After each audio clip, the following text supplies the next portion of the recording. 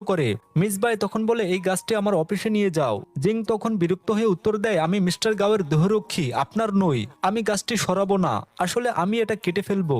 ঠিক তখনই মিস্টার গাও আসে, জিংয়ের হাত থেকে কাটারটি নেয়, তার হাত ধরে এবং চলে যায়। এটা দেখে মিস বাই খুব ঈর্ষান্বিত হয়। পরের দৃশ্যে তারা চুমু খাচ্ছিল যখন একজন এমপ্লয়ি প্রবেশ করে।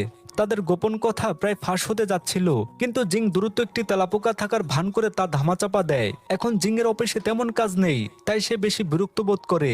এদিকে মিস্টার গাওর নির্দেশে তার অ্যাসিস্ট্যান্ট তার যত্ন নিতে থাকে, কখনো তাকে কফি এনে দেয়, আবার কখনো তাকে ফেস গিফট দেয়। যখন একজন এমপ্লয়ি এটা দেখে, সে তাদের মধ্যে একটি সম্পর্কের সন্দেহ করে এবং পুরো অফিসে গুজব ছড়ায়। কর্মচারীরা এই বিষয়টা নিয়ে আলোচনা করছিল এবং জিং তাদের কথা শুনতে পায়। এটা শুনে সে খুশি হয়, কারণ সে চায় মিস্টার গাওর সাথে তার সম্পর্কে গোপন থাকুক। অন্যদিকে যখন মিস্টার গাও জানতে পারে, সে বলে, যদিও এটা শুধু গুজব, আমার প্রেমিকার নাম অন্য ছেলের সাথে জড়িয়ে শুনতে আমি সহ্য করতে পারি না। সে ব্যক্তিগতভাবে সিদ্ধান্ত নেয়, আমি আমাদের সম্পর্কের কিছু গুজব ছড়িয়ে এই গুজবগুলো বন্ধ করব।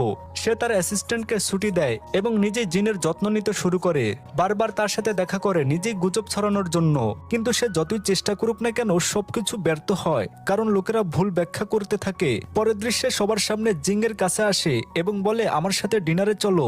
একজন এমপ্লয়ি বলে, হ্যাঁ, সে শুধু আপনার দেহরক্ষী নয়, আপনার ড্রাইভারও, তাই সে অবশ্যই আপনাকে ডিনারে নিয়ে যাবে।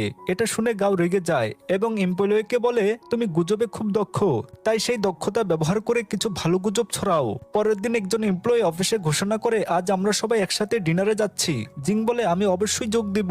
গাও যেতে চায়, কিন্তু জিং তাকে না আসার ইঙ্গিত দেয়। পরের দৃশ্যে জিং সব কর্মচারীর সাথে ডিনারে যায়। তারা বলতে শুরু করে যে সে যদি অ্যাসিস্ট্যান্ট শিয়ার সাথে থাকতো তাহলে তাকে মিস করতো না, কিন্তু গোপনে মিস্টার গাও সেখানে এসেছে এবং তার উপর নজর রাখছে। শীঘ্রই তারা দুজন একে অপরের সাথে ধাক্কা খায় এবং গাও বলে, দুঃখিত, এখন থেকে আমি তোমার সিদ্ধান্তকে সম্মান করব।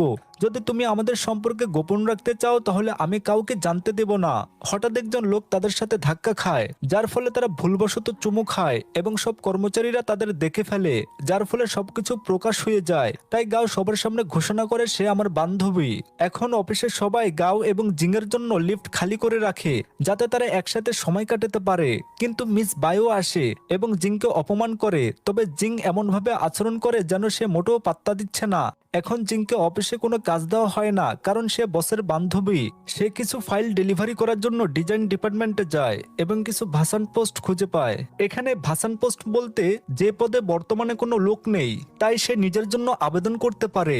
পরের দৃশ্যে মিস্টার গাওকে একজন ব্যবসায়িক অংশীদারের সাথে দেখা করার জন্য একটি ব্যবসায়িক সফরে যেতে হয় এবং সে জিংকে তার সাথে নিয়ে যায়। কিন্তু মিস বায়ো সেখানে আসে। তাদের ব্যবসায়িক অংশীদার জিংকে বলে,